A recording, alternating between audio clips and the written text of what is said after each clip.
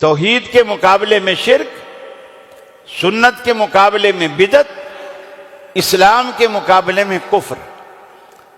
یہ جو متضاد چیزیں ہیں، یہ مسلمان اس کو اپنا دین سمجھ بیٹھا ہے اور اصل دین کو ہم چھوڑ بیٹھے ہیں۔ آپ نے ٹی وی پہ شاید دیسی گھی کا اشتہار نہیں دیکھا ہوگا، ڈالڈا کے اشتہار دیکھے ہوں، اس لیے کہ دیسی گھی کو اشتہار کی ضرورت ہی نہیں ہے، وہ خود بتاتا ہے کہ میں گھی ہوں۔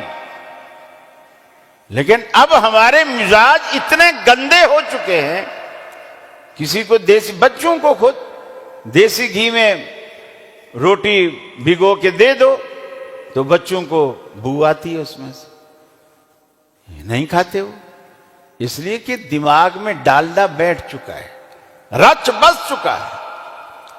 اور اس جھوٹ کو اتنا پھیلایا گیا کہ لوگ اب اصل دین سے جان چھڑا کر اس نقلی دین کے پیچھے اس کو لوگ حق اور دین سمجھنے لگے۔ اور یہ بدعت اتنی بری چیز ہے، اتنی بری چیز ہے، بدعتی آدمی یہ سمجھتا ہے کہ دین میں تو بہت ساری کمی تھی جو نعوذ باللہ میں نے آ کے پوری کی، گویا وہ خود کو شریعت ساز سمجھتا ہے۔ نہ نعوذ باللہ اللہ کو پتا چلا، نہ رسول کو پتا چلا، اس کو پتا چلا کہ اتنی ساری خیر دین سے شامل ہی دین میں نہیں تھی اور میں نے آ کے کی۔ نماز بغدادی کا کسی کو پتہ ہی نہیں تھا، میں نے آ کے شامل کی۔ 11ویں شریف کا کسی صحابی کو پتہ نہیں تھا، اس فضیلت سے ہی وہ غافل تھے، دیکھو میں نے آ کے شروع کیا۔ گویا وہ دین میں ملاوٹ کو جب رواج دیتا ہے تو وہ یہ سمجھتا ہے کہ یہ اختیار مجھے ملا ہے، حالانکہ رسول اللہ صلی اللہ علیہ وسلم کو بھی اللہ نے یہ اختیار نہیں دیا کہ تیرا جس طرح جی چاہے شریعت کو بناتا چلا جائے۔ شریعت ساز صرف اللہ ہے، صرف اللہ ہے۔ حتیٰ کہ رسول اللہ نے بیویوں کے کہنے پر شہد نہ کھانے کی قسم کھا لی کہ میں شہد نہیں کھاؤں گا۔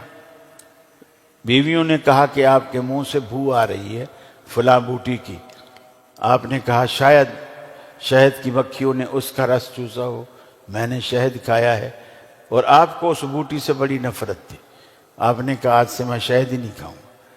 اللہ نے جبریل کو بھیج کر کے کہا کہ لِمَ تُحَرِّمُ مَا أَحَلَّ اللَّهُ لَكَ، حبیب آپ کو اس چیز کو حرام کرنے کا اختیار کس نے دیا ہے جس کو اللہ نے آپ کے لیے حلال کیا ہے؟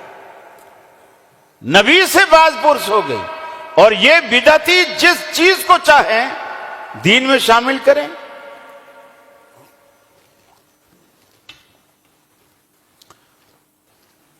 فرمایا اليوم اکملت لکم دینکم واتممت علیکم نعمتی، آج کے دن میں نے تم پر اپنا دین مکمل کر دیا اور اپنی تمام نعمتیں تم پر مکمل کر دیں۔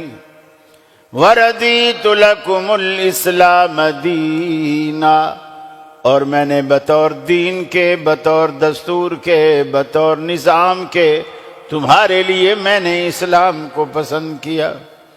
مَن يَبْتَغِ غَيْرَ الْإِسْلَامِ دِينًا فَلَن يُقْبَلَ مِنْهُ، جو بندہ اسلام کے علاوہ کتنا بھی خوبصورت دین لے کر کے آئے گا فَلَن يُقْبَلَ مِنْهُ، اللہ اسے ہرگز قبول نہیں کرے گا۔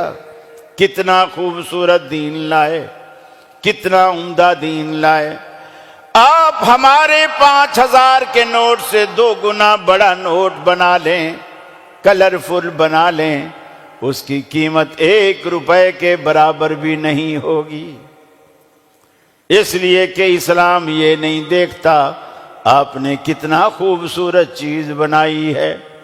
اسلام جو آپ کے عمل میں بیوٹی دیکھنا چاہتا ہے، خلق الموت والحیات لیبلوکم ایکم احسن عملا، اللہ نے زندگی اور موت کا فلسفہ بیان کرتے ہوئے ارشاد فرمایا ہم نے یہ چیز رکھی اس لیے ہے تاکہ ہم دیکھ سکیں تم میں اچھے عمل کون کرتا ہے، اچھے عمل کون کرتا ہے۔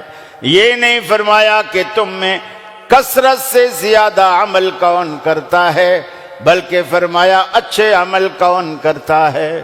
اور عمل کا حسن کیا ہے؟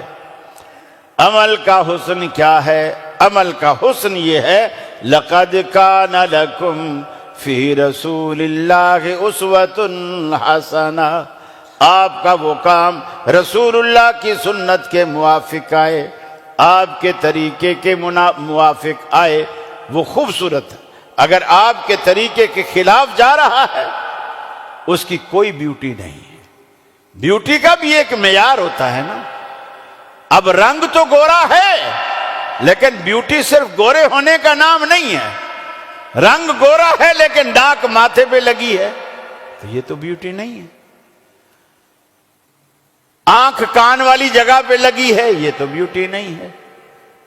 اور کان ناک والی جگہ پہ لگا ہوا ہے، یہ تو بندے بچے دیکھ کے ڈر کے بھاگ جائیں گے، یہ بیوٹی نہیں ہے۔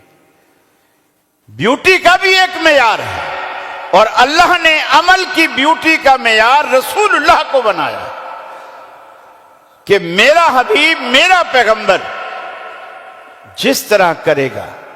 دیکھیے، جب آپ سنت کے مقابلے میں بدعت کو لاتے ہیں، نماز میں رفع الیدین کرنی سنت ہے، نماز میں رفع الیدین کرنی سنت ہے۔ اب اس میں بدعت کیا ہوگی؟ ترک رفع۔ بدعت کیا ہوگی؟ ترک رفع، یعنی رفع الیدین نہ کرنا۔ رسول اللہ صلی اللہ علیہ وسلم کا آمین بالجہر کہنا سنت ہے، جہری نمازوں۔ ازواج مطہرات کہتی ہے، ہم مسجد میں مردوں سے پیچھے، بچوں سے پیچھے، سب سے آخر میں ہم کھڑی ہوتی تھی۔ رسول اللہ صلی اللہ علیہ وسلم نماز پڑھاتے تھے، لاؤڈ اسپیکر بھی نہیں ہوتا تھا، اور جب آپ غیر المغضوب علیہم ولا الضالین کہہ کر آمین کہتے، خواتین کہتی ہیں کہ رسول اللہ کی آمین کو ہم آخری صف میں سنا کرتی تھی جب اللہ کے رسول آمین کہتے۔ رسول اللہ صلی اللہ علیہ وسلم کے صحابی بیت اللہ میں جمع ہیں، اور وہ 200 کی تعداد میں ہیں۔ عطا بن ابی رباح تابعی کہتے ہیں کہ میں بیت اللہ میں داخل ہوا، 200 صحابہ کرام جمع تھے۔ جب نماز کھڑی ہوئی، ان 200 کے 200 صحابہ نے آمین کہی، رفعوا اصواتہم، اپنی آوازوں کو بلند کر دی۔ بخاری شریف میں آتا ہے، ان للمسجد للجۃ، پوری مسجد، حالانکہ یہ ایسی پکی مسجد نہیں تھی۔ پکی مسجد میں تو مسجد گونجتی ہے، چھڑیوں والی کچی مسجد نہیں گونجتی، اس کو گنجانے کے لیے پریشر چاہیے آواز کا۔ صحابہ کہتے ہیں کہ مسجد نبوی صحابہ کی آمین سے گونج اٹھتی تھی۔ اب اس کے مقابلے میں آمین سے ڈرنا، آمین نہ کہنا، یہ اس کے مقابلے میں بدعت ہے۔ اپنی نمازوں کو سنت سے سجائیے، بدعت سے بچائیے۔